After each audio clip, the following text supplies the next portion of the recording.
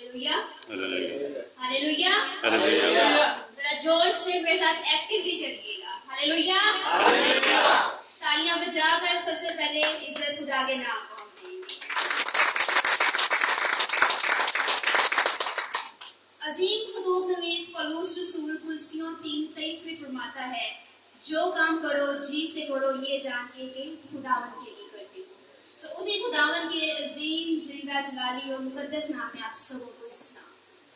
मैं खुदा की नहायत शुक्रगुजार हूँ कि खुदा आज मुझे यहाँ पर इस्तेमाल कर रहा है आप सबों के दरमियान। मैं एक छोटा सा तारुफ करवाऊंगी कलाम को शुरू करने से पहले।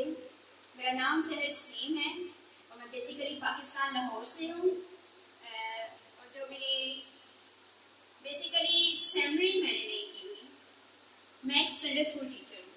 मैं और मेरी सिस्टर हम दोनों खिदमत में हैं। Basically we both are Sunday school teachers.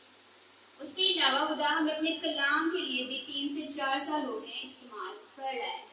मैं और मेरी सिस्टर जो हैं इंग्लिश और उर्दू में ट्रांसलेट करके सरमन देते हैं। मैं इंग्लिश में सरमन देती हूँ, वो ट्रांसलेशन करती है। इससे पहले भी हम लोग यूएई में आ चुके हैं इंटरनेशनल खिदमत के लिए। सो खुदा का शुक्र है कि खुदा मुझे दोबारा भी लेकर आया है और खुदा अपने जलाल के लिए इस्तेमाल भी कर रहा है। हम खुदा में किस तरह आए उसके पीछे एक छोटी सी बात है, वो मैं आप सबों के साथ शेयर करना चाहती हूँ।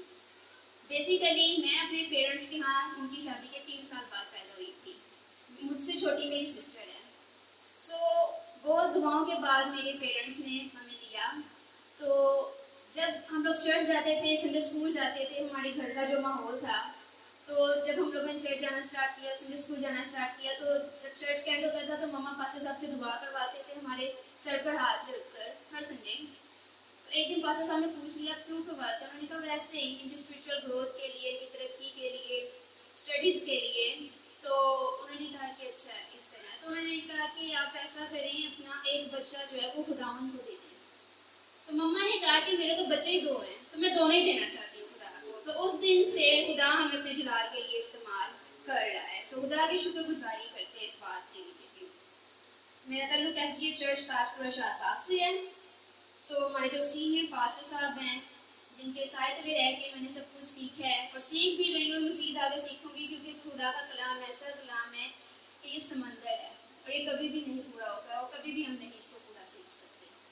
सो आए जिनके पास खुदा का ज़िंदगी बख्श कलाम है, मेरे साथ खोलिए मुक़द्दस मत्ती रसूल की मार्फत लिखी गई अंजील,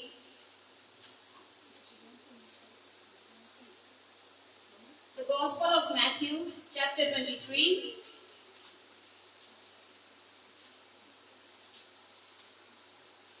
The Gospel of Matthew, chapter 22. मुक़द्दस मत्ती रसूल की मार्फत लिखी गई अंजील, उसका 22वां बाब, chapter 22, verse 34 to 40. उसकी 34वीं आयत से लेकर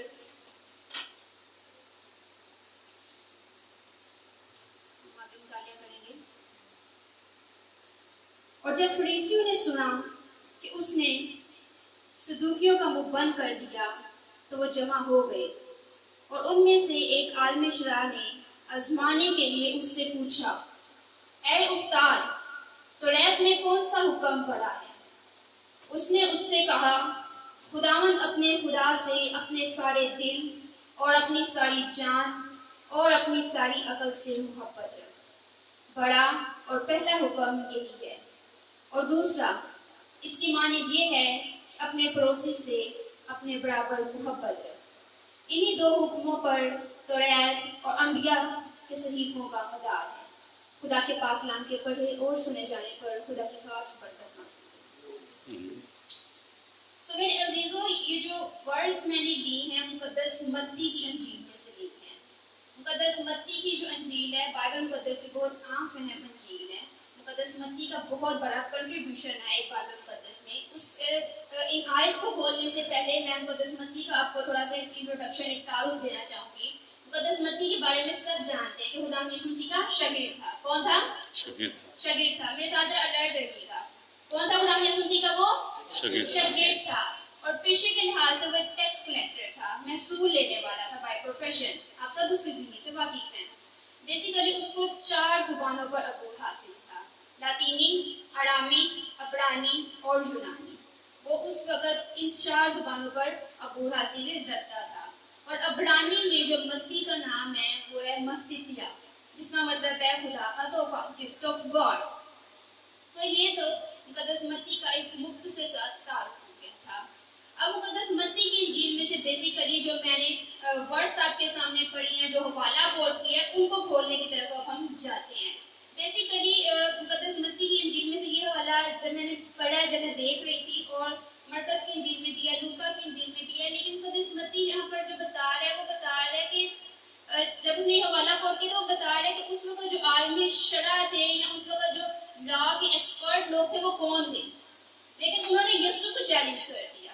यहाँ पर एक चैलेंजिंग कंडीशन हमें नजर आएगी इस सारे सिनेरियो में, इस सारे पैसेज में।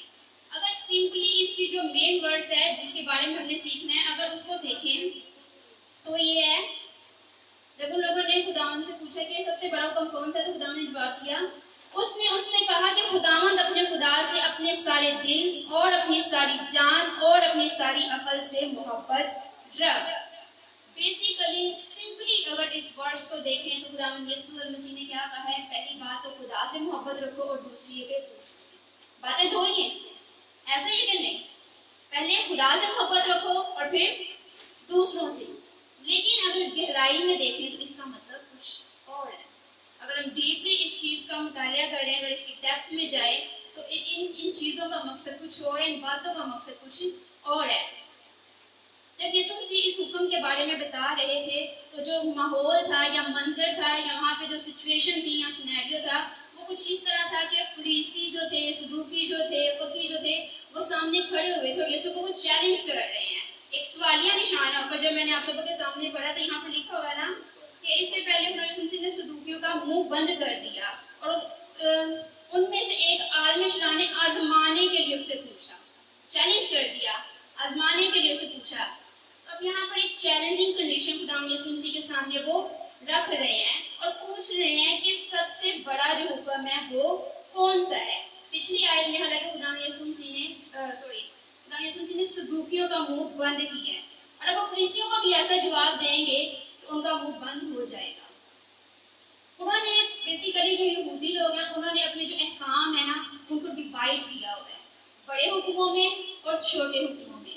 उनके जो टोटल हुक्म है ना, टोटल कमांड्स हैं उनकी, वो 613 है। उन्होंने इनको छोटे और बड़े काम में डिवाइड किया हुआ है। जो बड़े काम है उनको वो कहते हैं मिट्ज़वत कैमरट, जिनकी वो पाबंदी सख्ती से करते हैं। यानी कि जिस तरह पाकिस्तानी यहाँ पे सब लाहौर में, पंजाब में जिसे कहते हैं ना पत्थर पे लगी है, जस्ट लाइक दैट, तो उस तरह। और जो थोड़े नरम हुक्म थे उनको वो मिट्ज़वत कैलट कहते थे, जिनमें थोड़ी सख्ती नहीं थी, जिनको थोड़ा नरमी से वो जिन पर इम्प्लीमेंट कर लेते थे, और जिन पर वो सख्ती से अमल पैदा होते थे उन्हें क्या कहते थे, मिटवर्ड्स कैमरेट कहते थे। अब जो दोनों शरीयत के आलम शरा के जो खिदमत लोग थे, स्कॉलर थे उस टाइम के, वो यीशु मसीह को चैलेंज कर रहे हैं और पूछ रहे तो साथ तो रह में बड़ा हुक्म कौन सा है, और वो ये देखते हैं कि अब यीशु क्या जवाब देंगे। चैलेंजिंग कंडीशन उनके सामने रख दी है। अब यीशु की सोच को, उनके ख्यालात को कोई जान सकता है? कोई भी नहीं जान सकता। तो उन लोगों ने कैसे सोच लिया कि हम चैलेंज करेंगे और कोई जवाब आएगा या नहीं आएगा। अब यीशु की सोच और शरीयत के जो उस टाइम के ठेकेदार बनते थे या मजहब के ठेकेदार आप कह लें, वो यीशु को चैलेंज कर रहे हैं अब।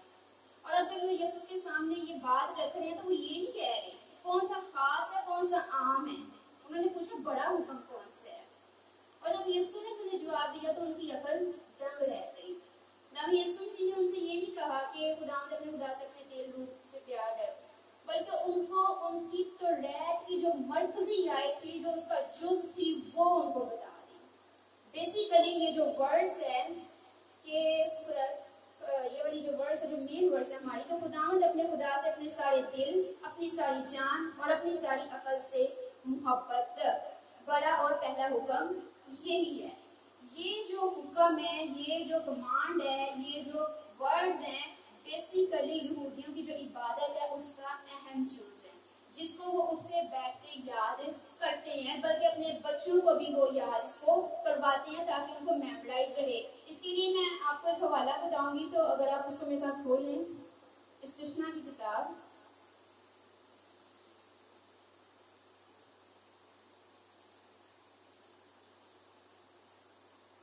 उसका 6वां बाब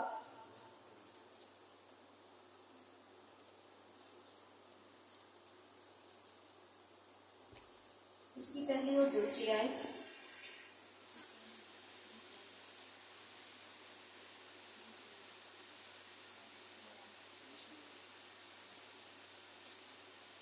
Deuteronomy chapter 6. Deuteronomy chapter 6, verse 1 to 2.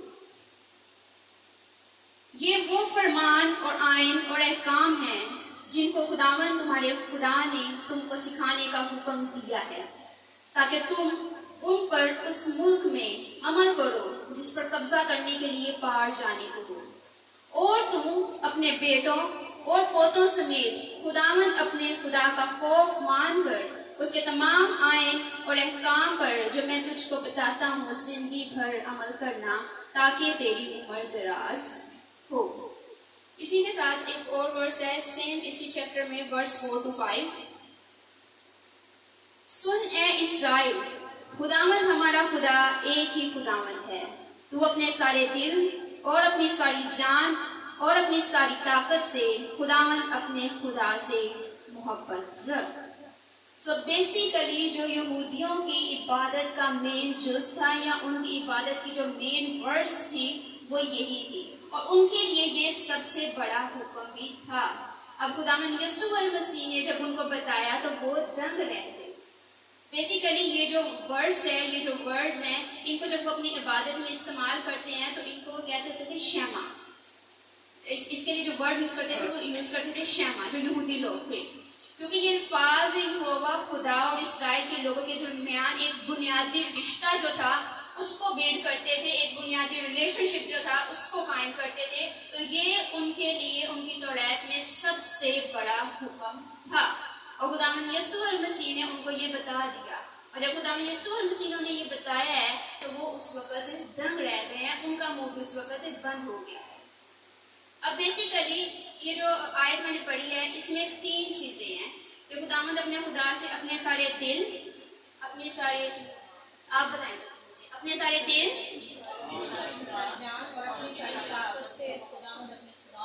मोहब्बत।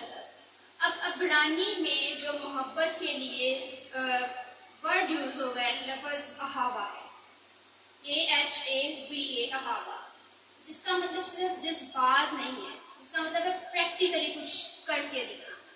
हम मुंह से तो कह देते हैं कि हम खुदा से बड़ी मोहब्बत करते हैं, लेकिन क्या हमारे चाल चलन से या प्रैक्टिकली हमारे चलने फिरने से, उठने बैठने से क्या हमें लोगों को पता चलता है कि हम मसीह से मोहब्बत करते हैं? एक दफा मैं एक पास्टर का ना सरमन सुन रही थी तो वो बता रहे थे, कहते मुझे ना किसी ने पूछा कि आप क्रिश्चियन हैं, आप मसीही हैं? तो उन्होंने कहा कि नहीं, मैं मसीही नहीं हूँ, मसीही बनने की कोशिश कर रहा हूँ, मैं मसीह को फॉलो कर रहा हूँ, मैं मसीही नहीं हूँ। वो कहते कि क्योंकि हम लोग प्रैक्टिकली वो चीजें अपनी लाइफ में करते ही नहीं है जो मसीह ने हमें कही है। कौन है यहाँ पर, या इंक्लूडिंग मी, कि अगर कोई मेरी एक बात पे तमाचा मारेगा तो मैं दूसरी तरफ वो कर दूंगी, दूसरी साइड पे करेंगे हम? नहीं करेंगे। हम इंसान हैं, कामिल नहीं है। ऑनेस्टली स्पीकिंग, मेरे सामने कलाम है खुदा का, इंक्लूडिंग मी, हम करेंगे ऐसा? नहीं करेंगे। तो लफ्ज जो अहावा है, जो मोहब्बत के लिए इस्तेमाल हुआ है, उसका मतलब है इन एक्शन, प्रैक्टिकली, कि अगर खुदा से मोहब्बत रखनी है तो वो प्रैक्टिकली हम इम्प्लीमेंट भी करें, उसको करके दिखाएं। और दूसरी बात, जो लफ्ज दिल है, उसके लिए जो अब्रानी का लफ्ज है वो है लिबाब, जिसका मतलब सिर्फ दिल नहीं है, आपके सोच, आपके ख्यालात भी हैं। हम अपनी सोचों के जरिए और अपने ख्यालों के जरिए भी अपने खुदा से मोहब्बत रखेंगे। ये हम कहते जरूर हैं लेकिन करते नहीं है। करते हैं या नहीं करते? नहीं करते। समटाइम किसी के बारे में हम बुरा सोच लेते हैं, हमारे दिल में बुरे ख्याल आ जाते हैं, हम इंसान हैं, लालच है, बदी हैं, हमारे अंदर बहुत कुछ है। इसके बारे में खुदा का कलाम भी गवाही देता है। अय्यूब नबी कहता है कि इंसान जो औरत से पैदा हुआ थोड़ा और दुखों से भरा हुआ है, ये कहता है ना। और इसके अलावा हमारे दिल में और 100 तरह के लालच आ जाते हैं। लेकिन हम जब अपना काम कर रहे होते हैं, अपना टास्क कर रहे होते हैं, तो हम ये नहीं सोचते कि ये गलत है या सही है, या खुदा हमें देख रहा है या नहीं देख रहा। हम कहते हैं ठीक है हमारा काम हो रहा है, ठीक है, ऐसे ही है ना, हम ऐसे ही कहते हैं ठीक है हमारा काम हो रहा है, ठीक है देखी जाएगी बाद में, अच्छा बुरा है माफ कर दे। लेकिन हमें अपनी सोचों के जरिए, अपने ख्यालों के जरिए भी खुदा से मोहब्बत रखनी है। ये इम्प्लीमेंट हमें करना है। मुश्किल काम थोड़ा है, लेकिन हमें कोशिश करनी है। सूली पे चढ़ना सबसे मुश्किल काम था, लेकिन वो हम सबके लिए होगा। तो हम क्या सिर्फ ये नहीं कर सकते, इसके बाद जब हम अपने सोचों के जरिए और ख्यालों के जरिए भी खुदा की मोहब्बत को जाहिर करेंगे और इम्प्लीमेंट करेंगे, उसके बाद आ जाता है रूह का लफ्ज। रूह के लिए जो लफ्ज है अब्रानी में वो इस्तेमाल हुआ है नफेसस, और इसका मतलब सिर्फ आपकी रूह या स्पिरिट नहीं है। इसके जो मायने है बेसिकली वो आपकी पूरी जिंदगी है। जब तक आपकी पूरी जिंदगी है तब तक रूह है आपके साथ, जब तक जमीन पर आपकी सांसें चल रही हैं। यानी कि जब तक आपकी सांसें हैं, आपने अपनी मोहब्बत के जरिए लोगों को ये बताना है कि आप मसीह के शागिर्द हैं, और जैसी मोहब्बत, जैसा हुक्म यीशु मसीह ने दिया हमें वो इम्प्लीमेंट करना है, ताकि हम लोगों से मोहब्बत करें। और यहाँ पर आगे लिखा कि वन के अपने हमसाये से भी अपनी मानेद प्यार कर, मोहब्बत रख। अब हमसाया कौन है? मैं आप लोगों से जवाब चाह रही हूँ, नेबर कौन है, हमसाया कौन होता है? हाँ जी, जो हमारे साथ रहता है, बिल्कुल ठीक। और कोई जो हमारे साथ रहता है वो ही होता है हमारा नेबर या हमसाया। लेकिन जरूरी नहीं है कि जिसका घर मेरे घर के साथ है तो वही मेरा नेबर है। जो कोई मुश्किल में है, जो कोई परेशानी में है, जो कोई दुख में है, जिसको मैं जानती हूँ, जिसको नहीं भी मैं जानती, अगर मुझे फील हुआ है कि वो प्रॉब्लम में है, तो वो भी मेरा नेबर है, वो भी मेरा हमसाया है। क्योंकि खुदा ने भी तो सलीब पर जब जान दी थी तो उसने बिला तफरीक सबके लिए दी। उसने ये नहीं कहा था कि ये मेरे घर के पास रहता है और ये मेरे घर से दूर रहता है, मैं इसको जानता हूँ, मैं इसको नहीं जानता। बल्कि खुदा ने तो दुनिया से ऐसी मोहब्बत रखी थी कि उसने अपने इकलौता बेटा बख्श दिया, ताकि जो कोई इस पर ईमान लाए हलाक ना हो बल्कि हमेशा की जिंदगी पाए। तो वो हर कोई जो आपका रिश्तेदार है, या साथ बैठा है, या दोस्त है, या कोई मुसीबत में है, या परेशानी में है, जिसकी आपको फिक्र करनी चाहिए, जिसके लिए खुदा ने आपके दिल में तड़प पैदा की है, वो आपका हमसाया है। उसके लिए आपने मोहब्बत को अपनी जाहिर करना है। और किस तरह की मोहब्बत को? जो यहाँ पर बताई गई है, अपने रूह से, अपने दिल से, अपने अकल से, अपनी जान से। और किस तरह? प्रैक्टिकली करके। किस तरह करनी है? प्रैक्टिकली करके। अभी जब सर्मन स्टार्ट नहीं हुआ था तो भाई जब मीटिंग को लीड कर रहे थे तो वो बता रहे थे कि अगर मुझ में मोहब्बत ना हो तो मैं ठनठनाता पीतल और झनझनाती जान। और मसीहत का जो मेन जूज है, या खुदावंद यीशु मसीह ने जो हमारे लिए अपनी जान दी है, उसके बाद जो हमें एक चीज दे दी गई है वो मोहब्बत ही है, जिसने हमें मसीह की मोहब्बत से मसीह के साथ जोड़ा हुआ है, जिसने हमें हमारे कामों में आगे बढ़ने में हमारी मदद की हुई है। मसीहत का मेन जूज ही क्या है? मोहब्बत है। God is love, 1 John 4:8। खुदा क्या है? मोहब्बत है। और वो हमें भी ये कहता है कि हमें दूसरों से मोहब्बत रखनी चाहिए। और किस तरह की रखनी चाहिए? जिस तरह की खुदा यहाँ पर इस वर्ष में बता रहे हैं। और मोहब्बत की जो सबसे अजीम मिसाल है वो हमें कल्वी पर मिलती है। इससे बड़ी दुनिया में मोहब्बत की कोई मिसाल हमें नहीं मिलती। क्यों मिलती है? नहीं मिलती। खुदावंद यीशु मसीह, मैं कुछ दिन पहले विजिट किया भाई सैमी लोग घर, तो उनसे ही बात कर रही थी। तब जब दुनिया में आए हैं तो सब जानते हैं लोग किस काम के लिए आए थे? निजात के काम के। किस काम के लिए आए थे? निजात के काम के लिए। उनकी जो जमीनी जिंदगी का सफर था वो कितना था? 3.5 साल 30 साल 33 साल मुख्तलिफ बनाए हैं, बाद में इस बात करते हैं। तो उनका जो जमीनी जिंदगी का सफर था, चढ़ने से लेकर सूली तक जाने का मेन मकसद क्या था? निजात का। किस लिए आए थे? हमें निजात देने के लिए आए। लेकिन इस पूरे टाइम स्पैन में उन्होंने अपनी माँ से जो मोहब्बत रखी, अपने खानदान से जो मोहब्बत रखी, जो मुकद्दस मरियम पेशोवर थे वो बढ़ई का काम करते थे और खुदावंद यीशु मसीह ने बढ़ई का काम सीखा। मेन मकसद था देने आए थे निजात, लेकिन उन्होंने अपनी जिंदगी के टाइम स्पैन में बढ़ई का काम भी सीखा था, लेकिन बढ़ई का काम वो करने नहीं आए थे। समटाइम्स जिंदगी में एक मकसद पर आपको अपने मकसद पर पहुंचने के लिए वो काम भी आपको करना पड़ता है जो आपको असाइन नहीं किया जाता, लेकिन आपने अपने टारगेट पर पहुंचना होता है। लेकिन बड़ी मोहब्बत से, बड़ी पेशेंस से वो चलते गए और वो तमाम काम करते गए जो कि उनके आसमानी बाग में उनको हुक्म दिया था। तो उन्होंने ये हुक्म अब हमें भी दिया है कि हम मोहब्बत करें, और किस तरह करें, जिस तरह खुदा का कलाम हमें सिखाता है, जिस तरह खुदा का कलाम हमें बताता है। तो हमें जरूरत इस समझ की है कि जिस तरह खुदा कादिर ने अपने कलाम के एवज में बताया कि हमें दूसरों से किस तरह मोहब्बत रखनी चाहिए, हमें उस तरह मोहब्बत रखनी चाहिए। इंसान होते हुए हमारे दिल में जो भी बदियां हैं, लालच है, हसद है, बुग़्ज़ है, कीन है, वो हमें उनको फेल करना चाहिए, उनको रद्द करना चाहिए और अपने दिलों से उनको निकालना चाहिए, ताकि हमारे चाल चलन से, हमारे प्रैक्टिकली तमाम अमाल से खुदा की मोहब्बत ज़ाहिर हो। खुदा आप सबों को आज के इस्लाम के बस सच्ची बरकत अता करे।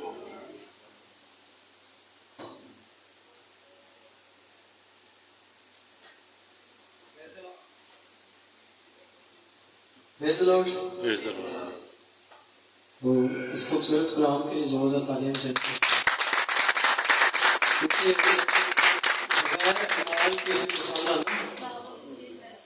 कोई शख्स कहे कि मैं अपने टैलेंट से चले जाऊंगा, मैं अच्छा गा लेता हूँ, अच्छा बजा लेता हूँ, मैं सब कुछ कर लेता हूँ, इज़ नॉट पॉसिबल। तो खुदावंद की सबसे बड़ा यदि हुक्म ही यही है कि एक दूसरे से मोहब्बत रखो। तो कलाम में ये भी लिखा है कि जो नेकी करना जानता है और नेकी नहीं करता वो गुनाह करता है, वो गुनाह में शामिल है। खुदावंद का शुक्र करते हैं आज के खूबसूरत कलाम के लिए। गॉड ब्लेस यू सिस्टर जी, इस खूबसूरत कलाम के लिए कि वाकई खुदा जो है वो मोहब्बत का खुदा है। ना सिर्फ हमारे जो इर्द गिर्द लोग हैं वही हमारे नेबर्स नहीं हैं, बल्कि वो भी हमारे नेबर्स हैं जो किसी न किसी तरह से गैर। आज मुझे दोपहर को मेरे चर्च में यूके के अंदर उन्होंने कॉल की कि हमारे पास एक मौका खातम यूवी के अंदर आया हुआ है, तो अगर उसको थोड़ा सा टाइम मिल सके तो टाइम तो मैसेज के लिए मांगा था, मगर वो सिस्टर ने यहाँ पर मैसेज देना था, तो फिर हमने कहा कि भाई हमारे दरमियान टेस्टिमनी शेयर करेंगे, थोड़ा सा मैसेज भी हो जाएगा। तो इसलिए ये ब्रदर है फ्रांसिस, इनका नाम फ्रांसिस है, ये किस कंट्री से है ये मुझे भी नहीं पता, मैंने पूछा भी नहीं उनसे, तो ये खुद ही अपना तारफ करवाएंगे आके, ठीक है। ये इन्होंने बोलनी है वंश आगे से इंग्लिश और यहाँ से आपने देना ट्रांसलेटर भी दे साथ में। उनके नाम को जलाल है, सब चीजें मिलकर भलाई पैदा करती है। ये जोरदार तालियां बजाएंगे, वो हमारे लिए नहीं होते बल्कि खुदा की तरफ से होती है। हम इस बात को नहीं जानते, हम जो करने आए हैं वो नहीं, बल्कि जो खुदा की मर्जी है वो पूरी करता है। तो खुदा के नाम को जलाल देंगे। तो brother welcome, welcome in Jesus ministry.